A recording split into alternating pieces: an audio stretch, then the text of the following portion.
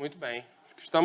Já estamos transmitindo pela internet. Vamos fazer uma oração para começar a nossa aula, já que daqui a pouco vai projetar. Eu vou orar aqui, que os irmãos me acompanhem na oração. Senhor, nós te agradecemos pelo teu cuidado conosco. Obrigado porque chegamos aqui em segurança. Muitos de nós participamos do culto agora de manhã. E te agradecemos, Senhor, por esse momento que foi separado, ó Pai, por esta igreja, para que a gente aprenda mais da Tua palavra na escola dominical. Te peço, Senhor, que Tu abençoes, ó Pai, todos os professores em todas as salas, que Tu estejas conosco também aqui. Abre, ó Pai, nossas mentes e nossos corações para que o Teu ensino faça diferença nas nossas vidas e que resulte em transformação. Obrigado, ó Pai, por todos que servem aqui, na transmissão, na projeção, no som. Obrigado, Pai, também pelos demais professores, ó Pai, em outras salas. Obrigado por esta igreja. Em nome de Jesus, amém. Hoje a aula tem esse título, que eu achei um título um pouco... Tanto que eu até coloquei ali, fiz uma brincadeira e coloquei... Eu teria dado outro nome para essa lição, tá? Negação e afirmação na vida cristã. Cara, o buraco é muito mais embaixo, o problema é outro aqui, tá? Então, eu teria escolhido outro nome, pequena crítica. Meu nome é Perotti, eu sou membro aqui da igreja já tem um tempo, e eu sou o professor de hoje, né? Eu faço parte da equipe de professores aqui de adultos da nossa escola dominical, tá? Começar cantando, gente, vai. Perto, perto de... Peraí. Vamos, gente, bora. Vamos lá, vocês conhecem a música, vamos lá. Bora, 1, 2, 3 e... Perto, perto de Deus quero andar, perto, perto de Deus eu quero andar, perto, perto de Deus eu quero andar, quero ser parecido com Jesus. Com gestos, vamos, vai. Perto, perto de Deus eu quero andar, perto, perto de Deus eu quero andar. Aí em cima também. Perto, perto de Deus eu quero andar, quero ser parecido com Jesus. Isso aqui é para dar uma motivação, porque o negócio é difícil hoje que a gente vai estudar, tá, gente? Tá bom? Vocês já cantaram essa música alguma vez na vida, né? Mateus 5, de 38 a 48, tá? Se vocês quiserem deixar a Bíblia aberta, são convidados a fazê-lo. A minha Bíblia aqui eletrônica também já está aberta. E aí, se a sua edição é revista... Nossa, eu estou com a nova versão transformadora aqui. Tá valendo, vamos em frente, tá? Mas a nova versão transformadora aqui, ela tem os títulos do editor, né? 38 a 42 é um parágrafo, tá? O texto original ele é separado em parágrafos, né? A gente que separou por versículos, tá? Mas de 38 a 42 é um parágrafo sobre vingança. E do 43 ao 48 é um outro parágrafo sobre amar os inimigos. É só assunto cabeludo hoje, tá? É cabeludo pra caramba, assim. Quem nunca teve vontade de se vingar, levanta a mão. Todo mundo já teve vontade de se vingar. Amar os inimigos. Todo mundo consegue amar os inimigos com facilidade? Beleza? Então nem precisa da aula, né? Não, precisa pra caramba, porque os temas são polêmicos e chocantes para os ouvintes daquela época e também são chocantes para nós hoje, tá? E, aliás, em algumas referências, esse sermão aqui, ele é o auge, quer dizer, esse sermão, essa passagem aqui é o auge do Sermão do Monte. É aquele negócio que quando o amor bate lá no limite e faz a curva, é aqui. Tanto que se a gente tem 17 lições na nossa revista, essa lição é a lição central. É a 9, né? Perdi a conta aqui. Não, são só 16? Não, são 17. Então, essa aqui é a lição central da nossa revista. E sobrou para quem? Moá, para dar essa aula para vocês, tá? Então, na hora que eu vi o tamanho do desafio, e essa minha semana foi bem puxada. Então, eu fiquei até 2 da manhã preparando essa aula aqui, tá? Com muito carinho para os irmãos, que apesar de mim, seja um tema bem explorado, tá? Vamos ler juntos aqui? Tá? Aí é a revista atualizada, né? Vocês sabem que ARA, quando eu coloquei ali, é Almeida Revista Atualizada, né? Que é a sigla da versão do nosso texto, do texto bíblico que a gente usa aqui na nossa igreja, principalmente, tá? Eu vou ler para a gente já começar o jogral aqui, eu vou ler os pares e os irmãos leem os ímpares, tá bom? Vamos lá. Ou, eu vou ler agora, começa aí, depois vocês leiam 39, 41. Ouvistes o que foi dito, olho por olho, dente por dente.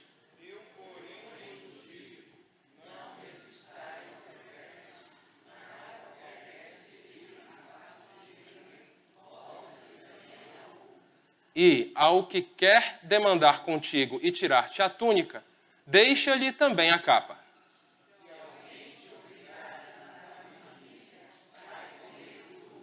Dá a quem te pede, e não voltes as costas ao que deseja que lhe emprestes.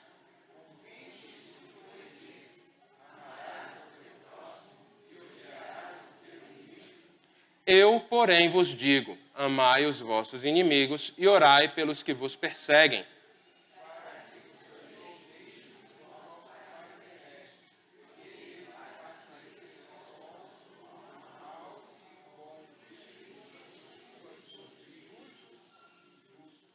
Porque se amardes o que vos amam, que recompensa tendes? Não fazem os publicanos também o mesmo?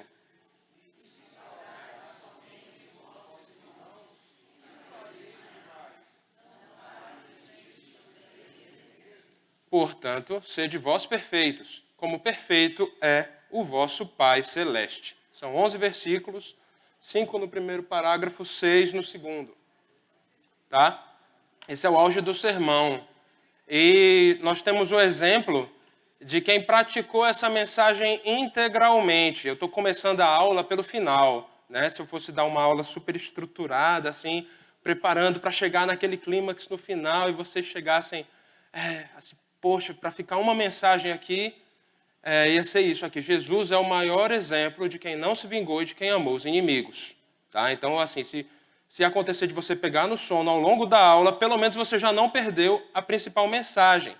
Que se você quer ser parecido com Jesus, você precisa não praticar a vingança imediata e você também tem que amar os seus inimigos. Jesus fez isso na cruz, e nós estamos aqui tentando seguir o exemplo dele, tá? Espero que você esteja tentando. Né? Isso aí tem que estar na sua pauta de santificação.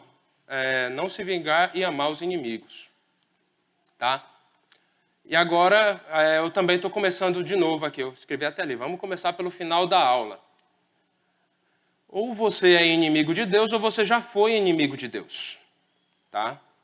Ah, Deus ama, não sei o quê. Gente, assim, a gente tem...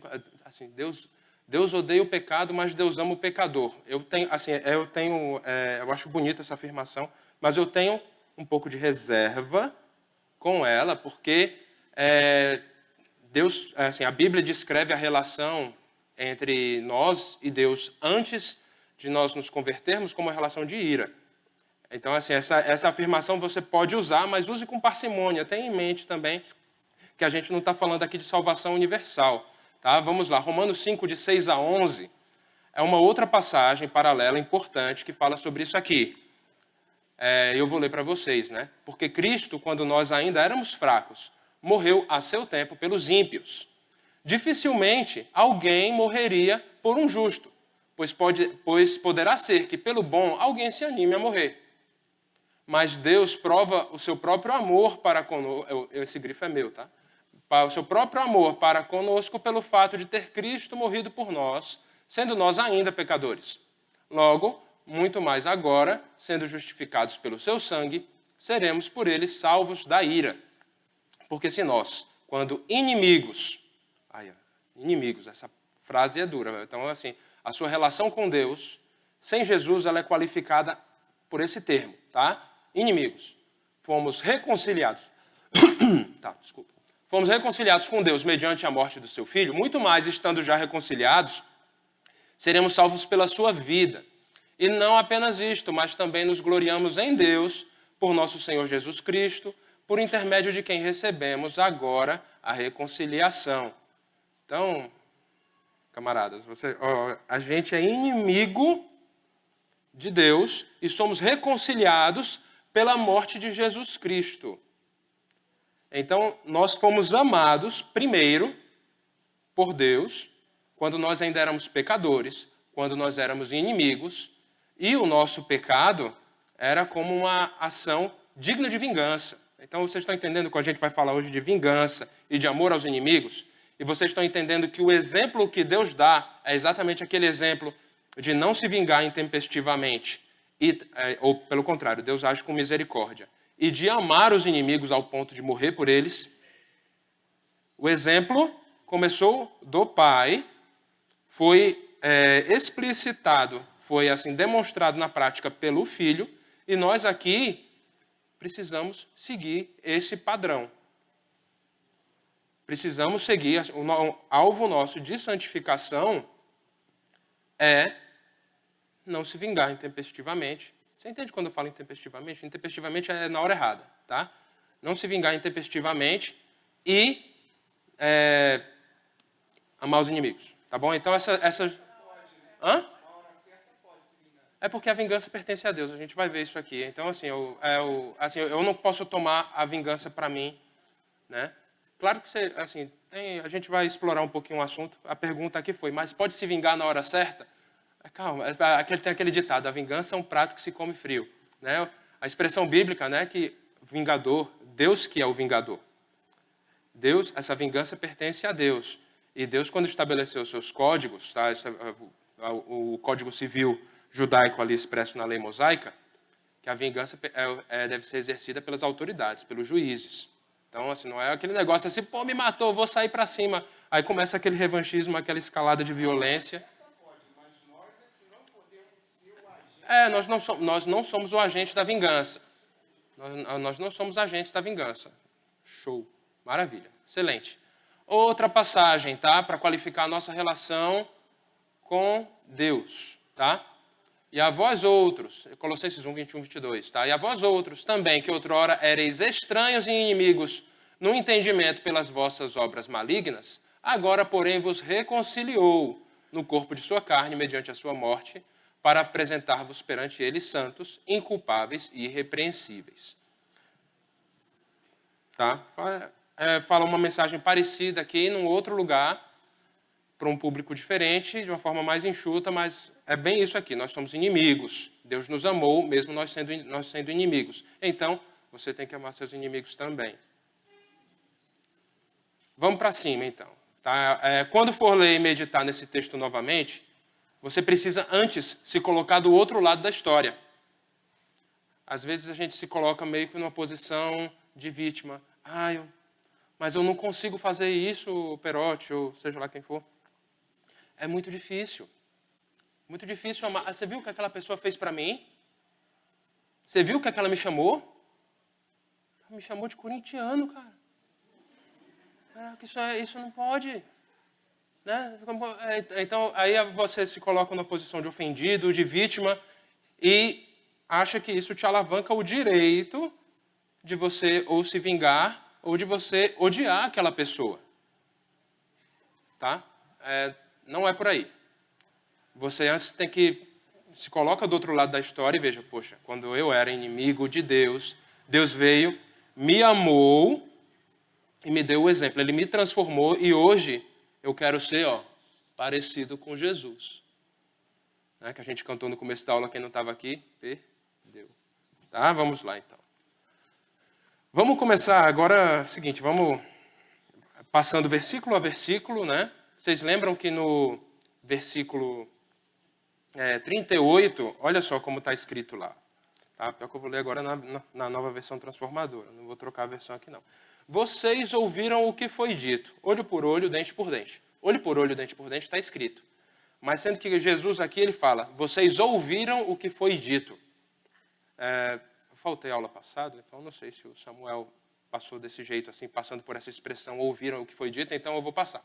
Tá? Assim, não está escrito aqui, vocês leram o que está escrito. Está escrito aqui, vocês ouviram o que foi dito. Jesus usa uma sutileza aqui que fica super clara depois no versículo 43. Jesus está fazendo uma menção à tradição dos fariseus e dos saduceus, que acrescentou vários ensinos e obrigações à lei original. Isso aqui, quando ele fala, vocês ouviram o que foi dito, fica super claro lá, porque no 43, Ele fala, vocês ouviram o que foi dito, né? Amar o seu próximo, mas odiar o inimigo. Porque isso não está escrito em lugar nenhum da Bíblia, você vai odiar seu inimigo. O que está escrito na Bíblia é uma mensagem diferente, a gente vai ver depois. Mas aqui é uma menção à tradição, né? Êxodo 20, que a gente já está explorando aqui na série de sermões, né? É lei moral, são os 10 mandamentos. Aí de 21 a 23 e os subsequentes também começam a estabelecer os fundamentos da lei civil dos israelitas, que, por exemplo, inclui a punição do homicídio, né? Por exemplo, olho por olho, dente por dente. Isso aí aparece mencionado lá em Êxodo 21, essa passagem, essa expressão, tá? E ao longo do tempo, distorções e adições de regras surgiram para a aplicação cotidiana. E uma dessas distorções que apareceu foi visando dar vazão a desejos de vingança. São pessoas exercendo o direito de justiça pelas próprias mãos, se tornando eles próprios os vingadores. Então, só para deixar escrito ali, não é uma referência direta ao que estava escrito na lei, mas ao que se dizia e se praticava na tradição vigente, na tradição que estava em vigor na época, tá bom? Então, explicando o que significa essa expressão, ouvistes o que foi dito. Às vezes a gente passa batido e não presta atenção que tem um ensino por trás, tá? E a vingança é do Senhor. Levítico 19, 18. Essa passagem é base, tá? Tá aberto quem quiser fazer pergunta, tá? Mas se ninguém fizer pergunta, eu vou atropelando até o final da aula, porque tem bastante coisa aqui para a gente ver, tá? A vingança é do Senhor. Levítico 19, 18 diz assim, não te vingarás, nem guardarás ira contra os filhos do teu povo, mas amarás o teu próximo como a ti mesmo, eu sou o Senhor. Aí, quando aparece assim, eu sou o Senhor, dá uma, no meu caso aqui, dá uma tremida assim, porque é o próprio Deus, Criador, Rei do Universo, ele dá uma carteirada, ó, mandei, eu sou o Senhor, cumpra-se. Gente, então isso aqui não é uma sugestão de caminho para uma vida boa, é um mandamento para os filhos de Deus. Você é filho de Deus? Temos que cumprir isso daqui. A aplicação da lei civil cabia aos juízes. E os escribas e fariseus ensinavam, porém, que a vingança podia ser aplicada no âmbito das relações pessoais, o que não é correto. Isso aqui se você quer ajuizar algo contra alguém, pode ajuizar, mas aí vocês vão ver que temos recomendações interessantes aqui, tá? que Jesus faz ao longo do caminho, pessoal. Não é qualquer caso não, que você vai levar para frente, tá? Novamente aqui, ele fala no versículo 39, tá? Porque no 38 fala, vocês ouviram o que foi dito, olho por olho, dente por dente. Eu, porém, lhes digo. Então, ele não está reformando o ensino judaico. Ele está corrigindo a tradição que acrescentou um monte de sujeira nisso daqui. E, às vezes, ele expande a aplicação, tá? Olha só, quando fala de não resistir ao perverso, olha o exemplo aqui em Mateus 18, que fala do perdão. Tá? Então, Pedro, aproximando-se, lhe perguntou, Senhor, até quantas vezes meu irmão pecará contra mim, que eu lhe perdoe? Até 7 vezes? Louco para que tivesse um limite ali para chegar à 8ª, rachar a cabeça do fariseu que estava. Respondeu-lhe Jesus, não te digo que até 7, mas até 70 vezes 7. Então posso contar 490? Não, não pode contar esse limite mesmo, porque não é essa a ideia aqui. A mensagem é de que o perdão, ele não tem fim. A sua vida é uma vida de quem prioriza o perdão. Por isso o reino dos céus é semelhante a um rei que resolveu ajustar contas com os seus servos. Eu incluí até o começo da parábola, que começa ali no versículo 33. Essa parábola do versículo 33 fala de pessoas que tiveram vários níveis de dívida e todos foram perdoados. Mas acontece que uma pessoa não passou o perdão adiante, mesmo tendo sido perdoada com uma conta muito grande. E aí essa pessoa tem o perdão retirado. Aí eu fico pensando, né? Poxa, e a gente, né?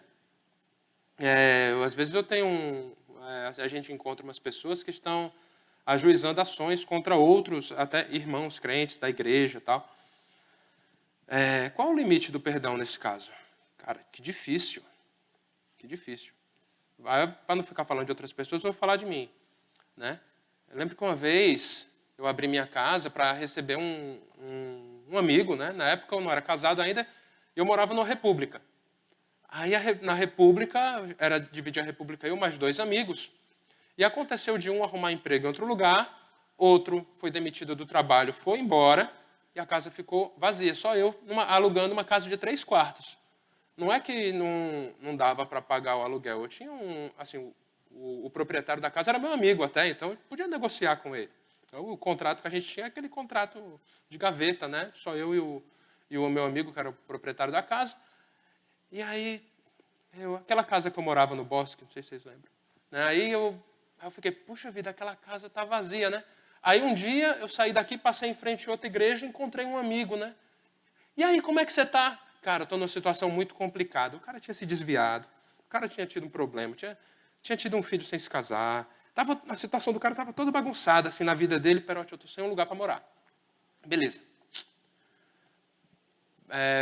Eu tenho um lugar para você morar. Vamos morar lá em casa.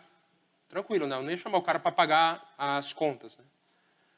Mas acontece que o cara, 3 meses depois, ele foi embora e deixou uma dívida. Deixou uma dívida. Bastante dinheiro. Na época, R$1.000, né? Eu era meio que recém-formado ainda, era dinheiro pra caramba para mim. Eu falei, caraca, o cara deixou R$1.000. Eu só não chamei ele de bonito.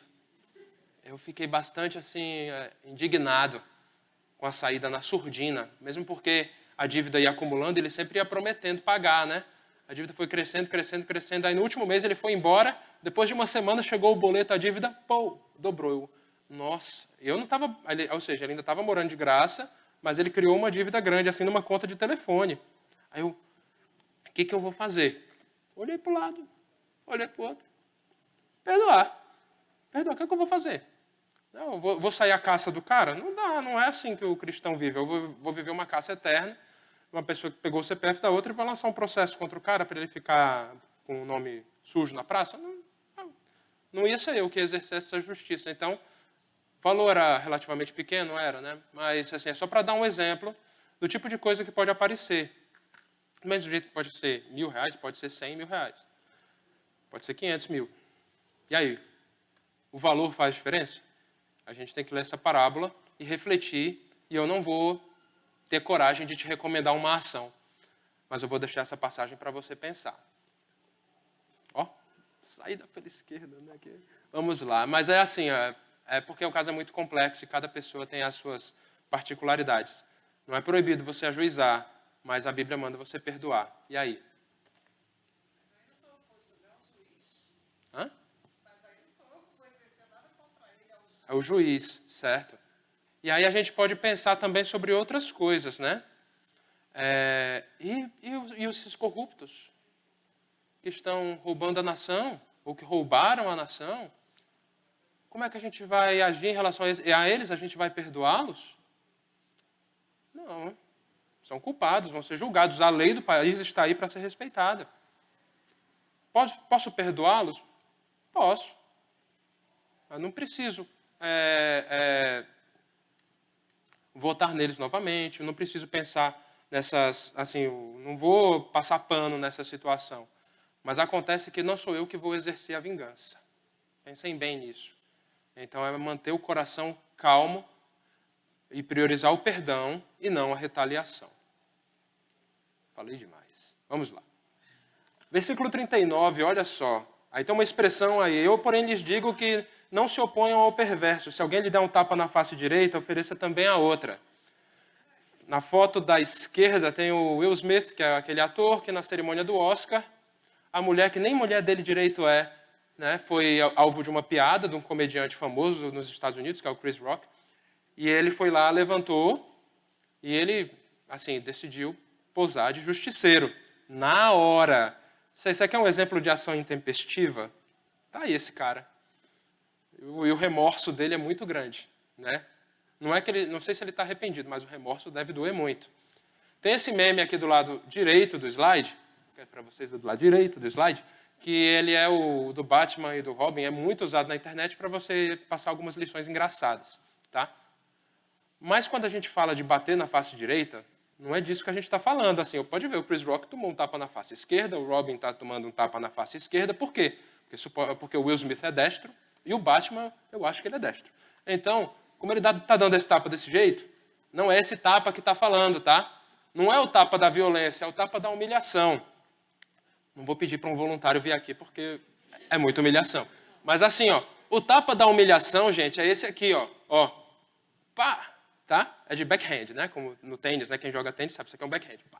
Então, esse tapa é o tapa da humilhação. Que você não vai ver aqui embaixo, que nem na raquete de tênis, né, professor Beto? Mas é aqui, ó, só assim, ó. Tá? É aqui, curtinho aqui. Esse tapa é o tapa da humilhação e é um grande insulto no Oriente Médio, tá? Eu não estou falando desses tapas aqui da internet, mas é esse tapa que eu estou falando. E aí, quando o cara fala... Senhor, vamos lá. Quando o Senhor fala, se alguém lhe der um tapa na face direita, ofereça também a outra. Quer dizer que você tomou um tapa de humilhação e você vai oferecer a sua outra face? Se você oferecer a sua outra face, qual é o tapa que vem? É o tapão, é o tapa da violência. Então você está assim, se expondo muito mais ao problema. Porque aí vem o forehand, né, professor Beto? Vem aqui, aí, pau! Aí sim, aí é um Chris Rock ali. E, aliás, o cara, até que ele reagiu bem, né? Não que ele tivesse feito uma piada boa, mas assim, o ponto aqui é que o cara não reagiu na hora, né? Ele ficou quieto e tal, e fecha a cortina, segue o jogo. Foi sinistro. E aí não vou ficar falando desse caso, porque não é o objetivo. Vamos lá, batendo a face direita. Aí vamos lá, olha. Exemplo de Jesus. 1 Pedro 2, 21 a 23. Porquanto para isto mesmo fostes chamados, pois que também Cristo sofreu em vosso lugar, deixando-vos exemplo para seguirdes os seus passos. O qual não cometeu pecado, nem dolo algum se achou em sua boca, pois ele, quando ultrajado, não revidava com ultraje. Quando maltratado, não fazia ameaças, mas entregava-se àquele que julga retamente. O grifo é meu. Então, gente, seguir o exemplo do mestre não é fácil, mas o Espírito Santo nos ajuda. Eu tenho um microfone. Não tem voluntário de microfone? Não, precisa porque a gente assiste... tem um pessoal que está assistindo aula em casa. E também sua fala fica registrada para sempre, inclusive. Né? Vocês já perceberam isso, né? Que a gente tem um canal na internet com um monte de vídeos publicados. Você falou aqui na aula no microfone. Pois é, agora não tem jeito, né? Em 2 Coríntios tem um versículo que me ajuda muito na questão do ultraje. Ele diz o seguinte: porque importa que todos nós compareçamos perante o tribunal de Cristo, para que cada um receba segundo o bem ou o mal que tiver feito por meio do corpo. Então, é capítulo 5 isso, né? É 5:10. Legal. Tá? 2 Coríntios 5:10. Então, assim, aquilo que os outros fazem, Deus vai julgar o outro. Como eu recebo e reajo, Deus vai cobrar de mim. Tem mais alguém que quer fazer um comentário? Porque é muito pertinente. Então, espera aí, só um instantinho. O Johnny levantou uma fração de segundo antes. Deixa eu falar. Irmão, tem um slide que está o versículo anterior que fala... Só voltar para eu ler que eu não lembro. Mais um? Aqui, então Pedro, aproximando, lhe perguntou: até quantas vezes meu irmão pecará contra mim, né? Eu queria fazer só um comentário. Eu entendo que, assim, nos nossos relacionamentos na igreja, na família, a gente se depara com pecados que alguns irmãos estão lutando, algumas dificuldades, né? E eu vejo também que, para o crescimento da igreja e tudo mais, Deus pede para que você seja paciente com o irmão. O meu maior exemplo é a minha esposa. Minha esposa é muito paciente comigo. E ela... 8 pontos. E ela é 489, ela dá conta ali, sabe? De me perdoar, assim. E isso tem gerado em mim uma situação de que eu cresço. Porque chega uma hora que eu falo, poxa vida, essa pessoa está apostando em mim, ela está indicando um erro, sendo paciente. Então, eu vejo também que essa questão de perseverar nos 70 vezes 7, é uma questão de perdão consciente em prol tenha paciência, porque Deus está trabalhando nessa pessoa. Porque a gente sabe que a santificação do crente não é uma coisa, é uma coisa progressiva, né? Então, eu vejo isso, né? E com relação ao mundo, às vezes você tem umas calúnias de pessoas que não são cristãs, que atacam mesmo, né? E a gente tem que se posicionar com relação a isso, não se vingar, mas seguir o caminho correto, né? Igual o irmão falou aí de uma pessoa, já aconteceu de uma pessoa me dever dinheiro, né? E eu dei confiança, e eu cobrei. Eu falei, não, peraí, eu preciso desse dinheiro, eu fui te ajudar, mas você não está precisando desse dinheiro. Eu cobrei, mas eu segui o caminho correto. A pessoa não pagou, está perdoado. Mas isso não me impediu de tomar as devidas providências, né? E uma perguntinha seria, esse perdão, né? Esse perdão, esse limite do perdão, ele é nas nossas relações humanas, em qualquer situação mesmo, qualquer 100 mil reais, levou, foi mau caráter, ou realmente eu, como crente, tenho o dever de tomar as devidas providências de acordo com a palavra de Deus, e se não aconteceu o que eu queria que acontecesse, não sei se deu para entender. Você fez uma pergunta. Agora uma pergunta. Agora porque eu acho pergunta. Que não ficou muito claro o limite do perdão. Esse daí não ficou muito claro. Apesar de estar escrito 70 vezes 7 lá. Então, olha, tem várias... É o seguinte, já passa para a Eliane aqui o microfone, que ela vai falar daqui a pouco. É em cima da mesma coisa. Meu garoto, obrigado. Você junta tudo. Junta tudo, porque eu pensei o que ele pensou. Se esse perdão não tem limite, se está dando sempre a outra face e não tomando nenhuma atitude, eu não vou ficar sendo vista como... Eu não queria falar essa palavra. A boba da situação, a que não se posiciona, que dá sempre a outra face. Tá. E muitas pessoas confundem isso, que crente é bobo. Como que eu vou fazer para não ser a boba? Tá, Joia, eu vou chegar nisso. Acho que é meu próximo slide, depois que eu voltar onde eu estava, passando eu chego lá. Deixa eu só fazer um comentário, sabe? A gente tem que ter muita sabedoria na hora de aplicar isso, principalmente porque, assim, no nosso meio aqui na igreja, porque a igreja, uma das funções da igreja é exercício de disciplina. Nossa função como crentes, vivendo numa comunidade de cristão, é exortarmos um ao outro em amor.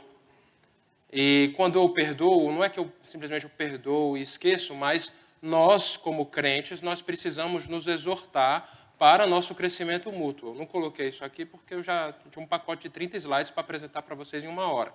É bastante. Mas assim, nós precisamos trabalhar essa questão da exortação e do crescimento mútuo. Tá? E sobre essa questão de ser frouxo, eu vou chegar lá daqui a pouco. A gente vai debater isso. O limite do perdão, é difícil falar isso, assim, dizer, tem um limite. Tá? Porque cada caso tem que ser explorado assim, mas... tem que ser explorado na sua individualidade.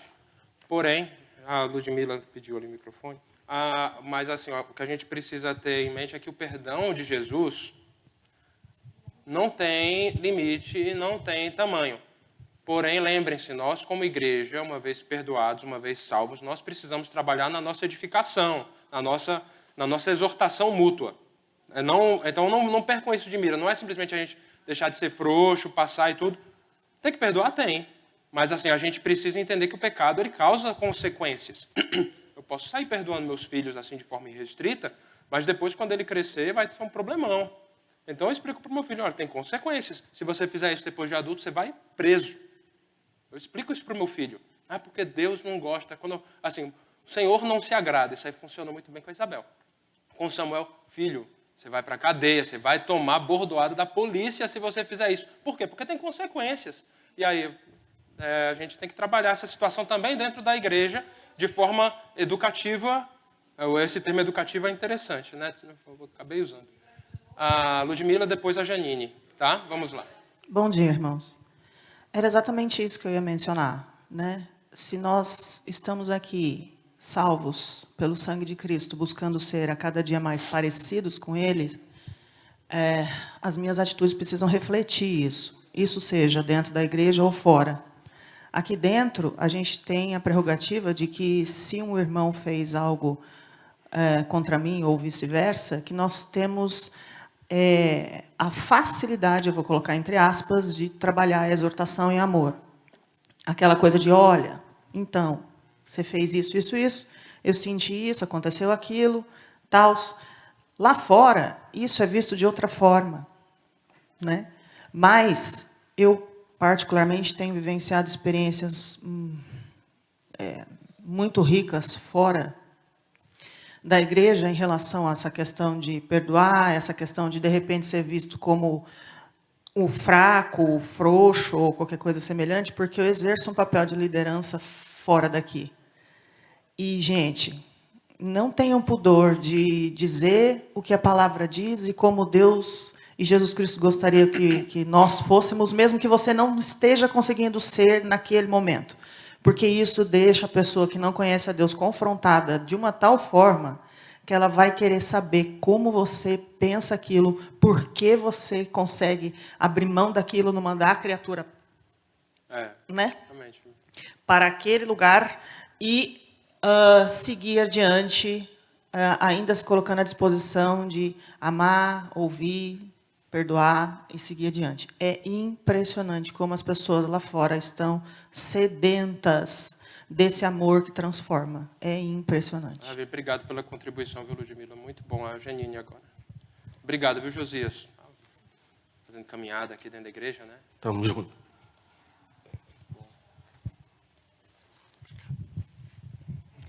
Não, eu li o versículo anterior que você mencionou no começo da aula, né?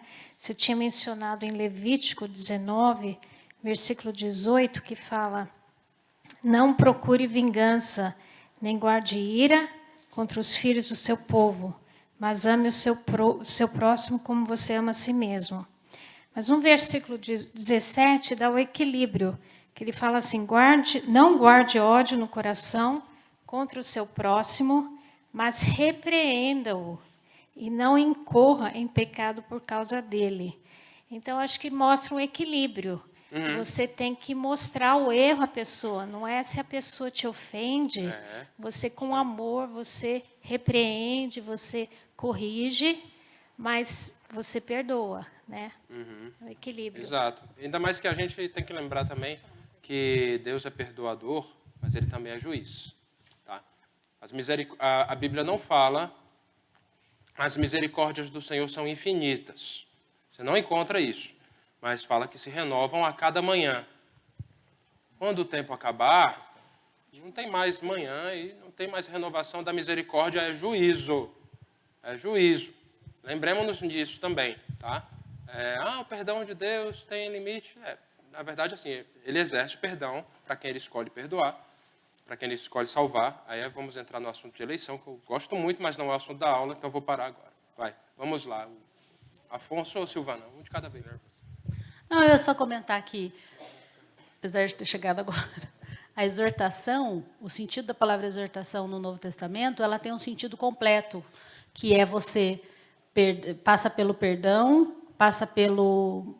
É como se você pegasse a pessoa que está fazendo algo errado, exortar, você levantar essa pessoa, ajudar ela a fazer o caminho certo, e a exortação só acaba quando ela tem o sentido completo. A pessoa está em pé, se ela está devendo para alguém, ela restitui, ela coloca a vida em ordem, porque assim como existe o perdão e é um atributo de Deus, a justiça também é outra. Então, o perdão passa pela justiça, né? Tá. Aí, ok? Obrigado, professora Silvana. Obrigado, Afonso, também por ter cedido. Aí eu ganho uns minutos aqui. Olha, pessoal, então já falei de bater na face direita, e eu imaginei que nesse ponto da aula ia ter a discussão, então eu coloquei aqui. Tá? Vamos esclarecer para todos entenderem que Jesus não está ensinando que você deve ser frouxo. Não é isso. E eu estou usando um termo bem técnico aqui. Viu, pessoal? Frouxo, eu botei frouxo. Aí você falou de trouxa, eu botei frouxo. Até quase rima. Não reaja à agressão de forma intempestiva. O princípio que está sendo colocado aqui, aí vamos falar da parte do amor aqui. Isso aqui é legal, eu achei essa fala muito interessante do pastor Marcos Botelho. Tá? Não feche as portas de um relacionamento por causa de uma agressão sofrida. Ame o bastante para que a pessoa consiga te procurar no futuro, caso ela tenha necessidade. Um exemplo que o John Stott dá nesse sentido aqui é assim, ó, entrou um ladrão na sua casa e você o dominou. Não é porque você vai dizer, pode me matar e leva tudo que eu tenho. Não, cara, entrou na minha casa, eu vou defender minha casa com todas as minhas forças, tá? Mas você dominou o ladrão. Em vez de agredi-lo, já que ele está dominado, né? Em vez de agredi-lo, sirva um copo d'água e chame a polícia. Então, seria um exemplo aqui de aplicação, tá? Que o John Stott dá. Importante, tá? Aí algumas referências adicionais. Jesus não proíbe autodefesa e ele também não proíbe fugir das ameaças, tá? Tem algumas referências aqui com alguns exemplos, né? Você vê Davi fugindo, você vê Jesus fugindo várias vezes, tá? E em outros casos, é Jesus que parte para cima, assim, quando ele vê algo afrontoso. Então, a gente tem que ponderar essas coisas com bastante sabedoria e aplicar o princípio certo na situação certa, tá? Não é porque você tem um martelo na mão que o parafuso vai virar prego. Você precisa aplicar o princípio de acordo com a situação, estudar bastante e pensar, e o nome disso se chama sabedoria, tá? Túnica e a capa, passando já de passagem, né? Agora eu estou indo para o versículo 40. Aí o desenho, né? A túnica e a capa, quando eu lia isso, né? Tempo atrás, eu olhava e, poxa, o que quer dizer a túnica e a capa? São só duas roupas diferentes? Não. Tem um sentido. A túnica é a roupa que fica por baixo da capa, e a roupa que é usada para fazer trabalho, mas não é uma roupa que você fica transitando por aí. E é a roupa com a qual você dorme também. Já a capa é a roupa por cima, tá? E aqui está escrito aqui, ó, ficou pequena a letra, me perdoem, mas eu puxei da internet. É a roupa exterior usada como cobertura da roupa interior, usada para transitar em público e para a proteção do frio. Tem um valor moral intrínseco, né? Você está de capa, você não está pelado, entre aspas, porque na verdade você tem a túnica por baixo, tá? Mas você tá vestido, tem um valor moral aí. E não poderia ser demandada judicialmente, nem servir como penhor permanente. Por quê? É a capa que te protege do frio. Então, assim, é Deus assegurando que as pessoas teriam uma proteção, tá? Deus cuida. Mas aqui você vê a questão, na túnica, eu estou olhando para cima aqui, ó, roupa interior usada para o serviço, usar em situação pública seria considerado desonroso e inapropriado comparado à nudez. Poderia ser demandado em processo judicial como indenização ou ressarcimento. Então, beleza. Entendemos o que é a túnica, entendemos o que é a capa, né? A túnica parece uma roupa íntima, mas era usada para trabalhar também, era usada para dormir também. Então, era um contexto assim, cultural diferente, né, das roupas. E a gente tem que ter isso em mente para poder fazer a interpretação correta do texto. Um princípio hermenêutico é lembrar o que a pessoa que está falando queria comunicar e o que os ouvintes entenderiam de acordo com o seu contexto cultural. Tá? Então, a gente não pode sair trocando as palavras à toa aqui. A gente tem que levar isso em conta. Tá? Êxodo 22, 26 e 27 é a referência do Antigo Testamento que fala, tá? Se do teu próximo tomares em penhor a sua veste, ou seja, você está devendo, então, assim, em vez de você penhorar um relógio de ouro que você tem, você vai penhorar o que é, por exemplo, a túnica, tá? Se do teu próximo tomares em penhor a sua veste, a túnica, lhe a restituirás antes do pôr do sol, tá? Porque é com ela que se cobre, é a veste do seu corpo. Em que se deitaria? Será, pois, que, quando clamar a mim, eu ouvirei, porque sou misericordioso. É um exercício de misericórdia. Você penhorou a túnica, mas você devolve para o cara dormir. Aí de manhã você penhora de novo. Mas é assim a dinâmica, né? Você encontra esse princípio de aplicação de misericórdia contra a dívida, assim, em situações de dívida, em vários lugares do Antigo Testamento. Até, vamos pensar aqui, lembra você tem o ano do perdão, né? Chegou o 50º ano, zera as dívidas todas, fecha a conta, passa a régua, vamos começar a contar de novo. Então, esse princípio ele está em vários lugares, e está aqui também. Tá? E qual é o princípio para nós cristãos? Nós devemos estar dispostos a sofrer a injustiça e o dano. Eu não gosto de sofrer. Tá? Você quer ser parecido com Jesus? Jesus sofreu, morreu no seu lugar. Você quer ser parecido com Jesus? Vai sofrer. Desculpa trazer as más notícias nessa manhã de domingo tão bonita. Mesmo que faltem com misericórdia com você, seja misericordioso. Tá? As pessoas falam que ser misericordioso é trazer o miserável para o coração. Eu já vi várias definições muito bonitinhas de misericórdia, mas misericórdia é não punir conforme o merecido. Isso é o exercício da misericórdia, né? Então, se alguém faltar com misericórdia com você, mesmo assim, seja misericordioso. É um outro princípio que fica por trás desse Mateus 5,40, desse versículo. Tá? Vamos para a segunda milha, porque já está acabando aqui meu tempo. Tá? Lembrando, olha, lá ele fala, né?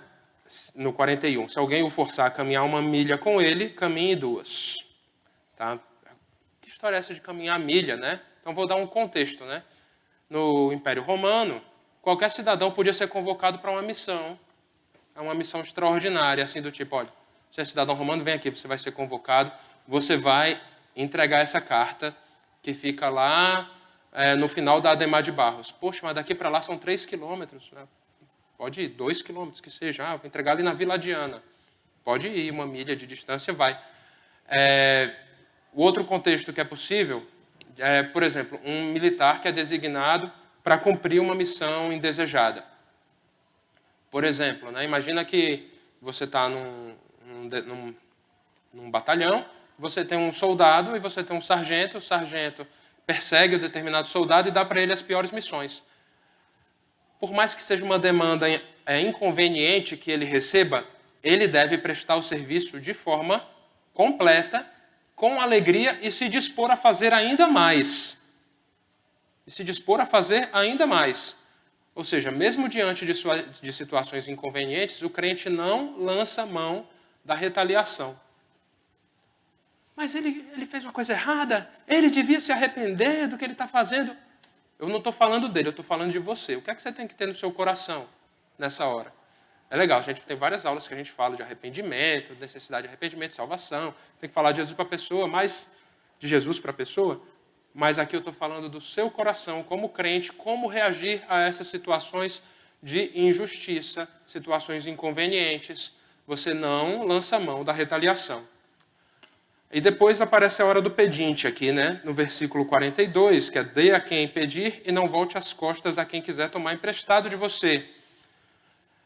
Vários princípios escondidos aqui atrás, a gente consegue completar esses enunciados de princípios quando você olha o restante da Bíblia, tá? Não é essa passagem isolada. A gente precisa ter atenção com os realmente necessitados e por isso precisam pedir. Você tem que ser generoso. O tempo está sob controle, não se apavora. Eu estou no 42, ainda tem mais 6 versículos pela frente, mas está tudo sob controle. Tá? 12/8.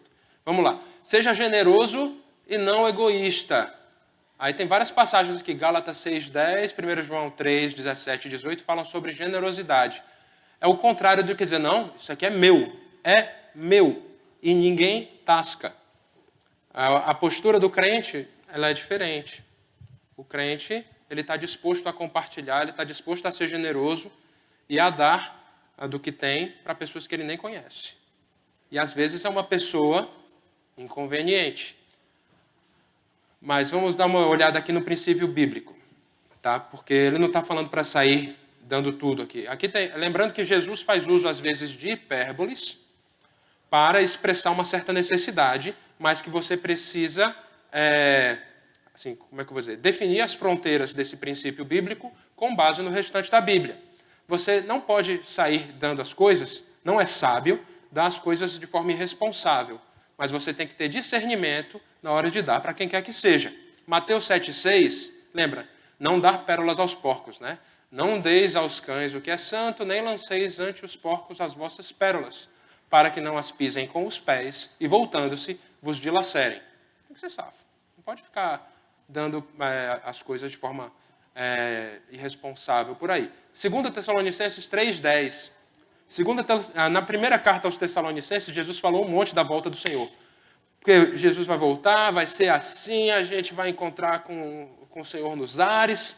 1 Tessalonicenses 4 é muito rica de detalhes falando assim sobre a volta do Senhor, particularmente creio no arrebatamento. Tá? Não vou dar aula de escatologia aqui, mas olha, a questão aqui é que o pessoal ficou empolgadíssimo com essa questão da volta do Senhor e percebeu que a volta do Senhor era iminente, como ainda é.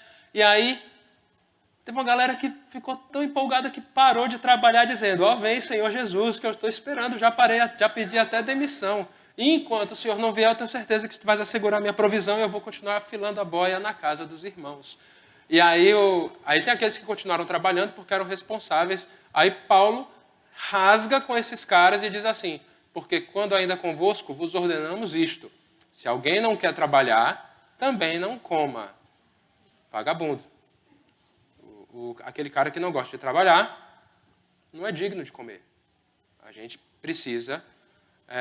assim, não estou falando, poxa, aquele irmão que não está procurando trabalho, não está conseguindo, ele é esforçado. Não estou falando desse irmão, mas estou falando daquele irmão que é compulsivamente preguiçoso. Tá? É desses que eu estou falando. Tá? Então a gente precisa ter sabedoria. Nossa, repetiu o slide? Não, aqui mesmo, né? Certo? Fechando esse parágrafo, e aí eu tenho 10 minutos para falar do outro, porque ele é uma mensagem só. Não se vingar e amar os inimigos é a nossa participação visível na cruz de Cristo. Meu amigo, você não vai morrer com Jesus, porque Jesus morreu por você. Mas você pode sofrer aqui em nome de Jesus e vai ser no exercício de Mateus 5, de 38 a 42, entre outras coisas. E outra coisa aqui, né, sobre o exercício da vingança, tá? Eu peguei um quadro que mostra dai a César o que é de César, nem sei quem é o autor, mas dai a César o que é de César e dai a Deus o que é de Deus. Existem trabalhos que são das autoridades, existem trabalhos que são seus. E outras referências que ilustram esse princípio, que é um princípio muito longo, muito complexo, tem vários livros sobre isso. Mateus 22, 21, Romanos 13, 1 e 2, se quiser ler depois, lê em casa. As autoridades têm poder, obrigação e reconhecimento bíblico para resolver as questões civis e levar justiça à sociedade. A obrigação das autoridades é competência das autoridades fazer isso, e não sua. Tá? Não queira ser o justiceiro. Mas agora, se estava difícil, eu aperto um pouco mais. Mateus 5, 38 a 42 falava de não resistir aos opositores. Agora, o bicho pega um pouquinho mais, porque você tem que amar os inimigos. E você tem que orar pelos inimigos. Orar pelos inimigos. Não, orar, Senhor, leva, porque eu não aguento mais ele. Né? Não, a gente não é isso. Você tem que orar pelo bem dele. Aí é louco isso, né? Olha só, como o princípio de você fazer o bem ao inimigo já estava no Antigo Testamento, tá? Levítico 19, 18 a gente já leu, né? Êxodo 23, 4 e 5. Vou apontar desse lado aqui que eu sou destro, tá? Aqui, se encontrares desgarrado o boi do teu inimigo ou o seu jumento, lhe reconduzirás. Se vires prostrado debaixo da sua carga o jumento daquele que te aborrece, não o abandonarás, mas ajudá-lo-ás a erguê-lo, né? Pois é, caraca, você está andando no campo e você achou o boi.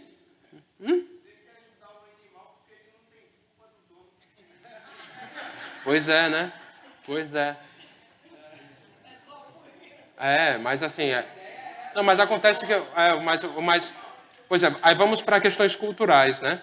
Não é assim, você não ajuda o animal, pô, tadinho, ele não é culpado.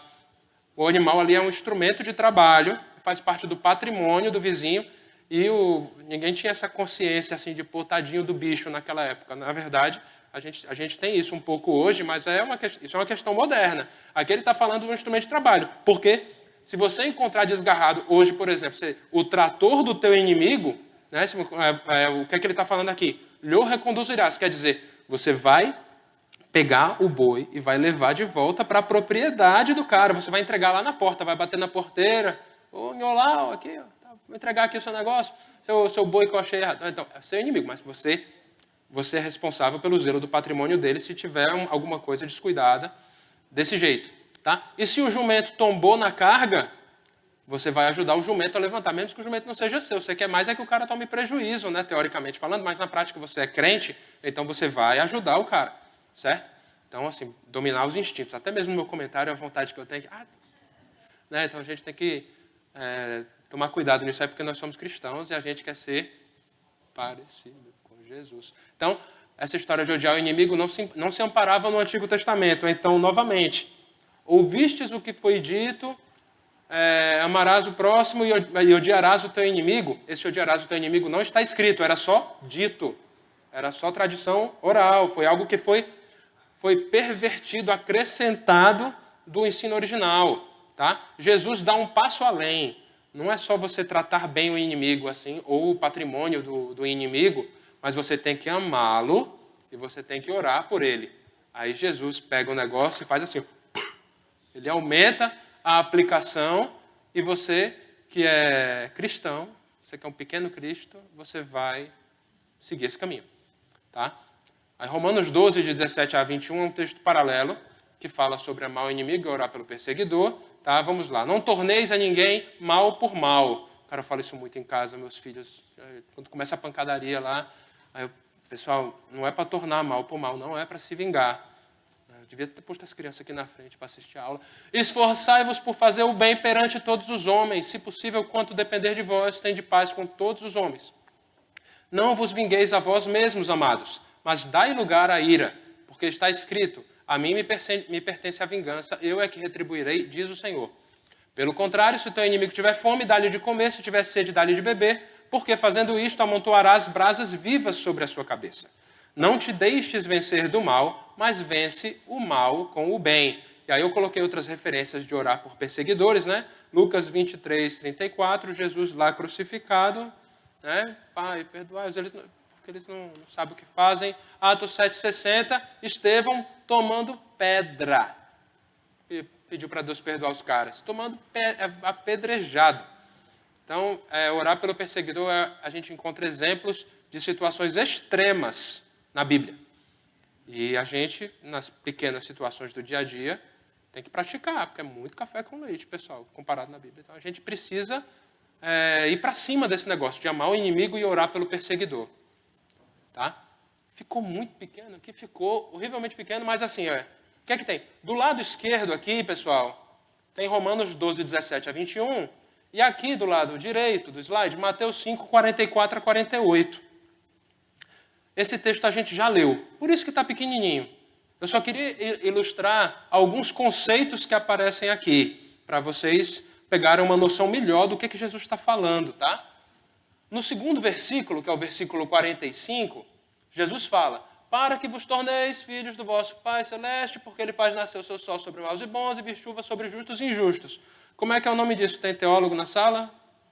Graça comum. Eu escrevi ali, né? O Pai dispensa graça comum sobre todos.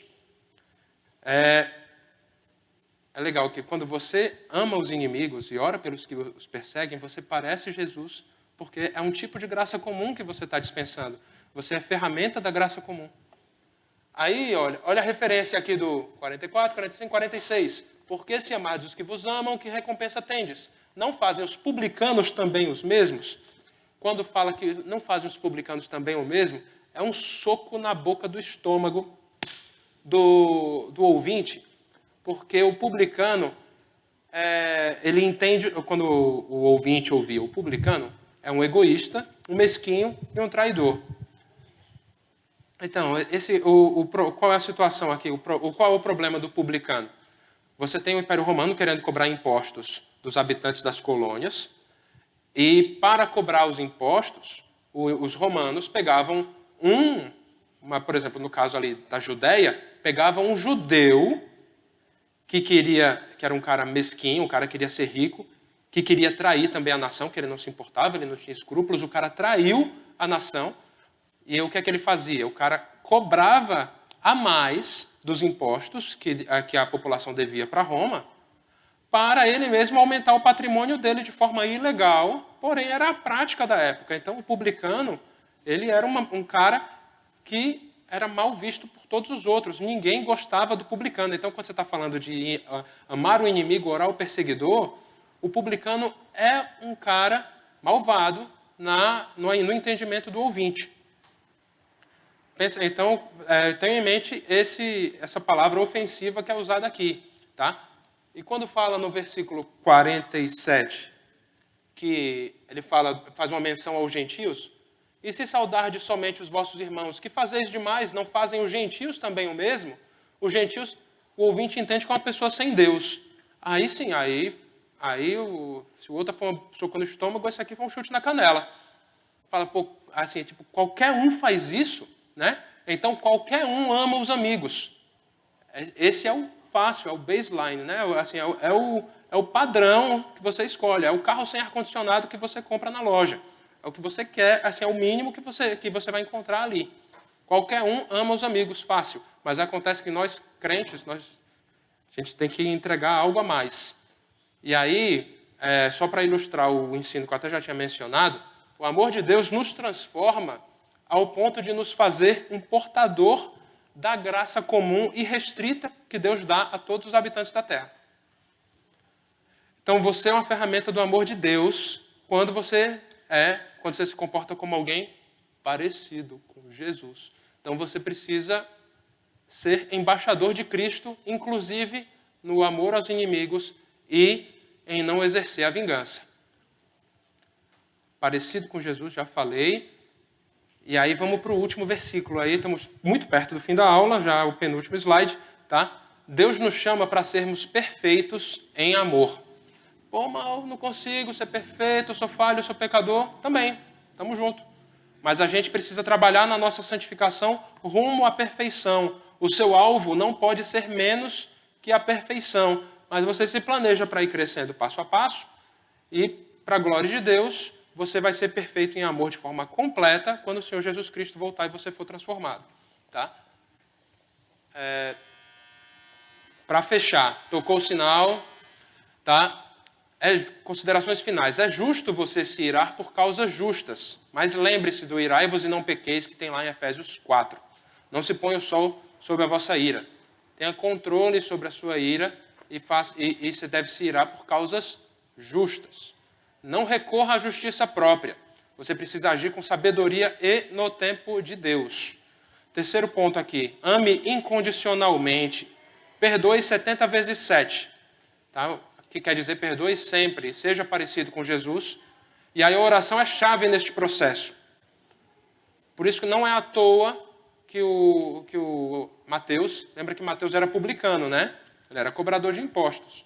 Então, quando ele escreve sobre a referência ali de publicano, ele fala, puxa vida, eu sou essa escória que Jesus mencionou aqui, eu mesmo. Ainda bem que eu fui transformado. E a oração é chave nisso. E aí a lição para agora e também para casa, para a gente fechar a aula, orar por uma pessoa que você não gosta. Tem alguém que você não gosta. Às vezes tem alguém que você não conhece, que você não gosta, até às vezes, não conhece pessoalmente. Né? Você às vezes é uma pessoa muito bem relacionada, que tem paz com todos, mas tem uma pessoinha que você não gosta. Vamos orar por essa pessoa? Eu vou dar 30 segundos para você começar a praticar essa oração em 30 segundos. Tá? Escolhe a pessoa e aí nós vamos orar. Tá bom? Eu vou fazer a oração para fechar. Começando a contar os 30 segundos agora. Pode orar.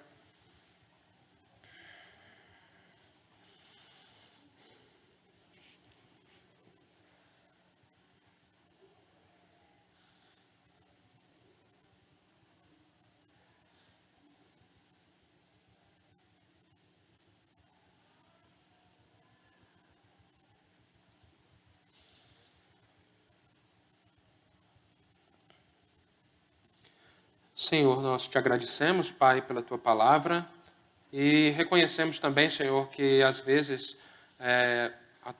o Teu mandamento, o Teu ensino, o princípio que Tu trazes na palavra é muito duro e muito difícil para nós, mas nós cremos também, Senhor, no poder do Espírito Santo de nos transformar e nos fazermos pessoas mais parecidas contigo, Senhor. Eu te peço, Pai, que Tu transformes a cada um de nós, que nós sejamos pessoas mais mansas, mais pacíficas, nos nossos relacionamentos, que nós não tenhamos vergonha de sofrer em Teu nome, que o Teu nome, Pai, seja glorificado pelas nossas vidas, Senhor, por tudo que nós fizermos e fizermos, que nós nos pareçamos mais contigo, Senhor. Ó Deus, ajuda-nos, Senhor, por fim, a procurarmos uns aos outros para nos ajudarmos e que nós exerçamos, ó Pai, exortação, disciplina, aconselhamento mútuo para crescermos juntos nesses assuntos que são tratados, ó Pai, no Sermão do Monte que o nosso Senhor Jesus Cristo ministrou, ó Pai, quando veio a essa terra. E é no nome, Pai, do nosso Senhor Jesus que nós oramos. Amém. Bom domingo. Bom domingo. Assunto difícil, hein? Nossa.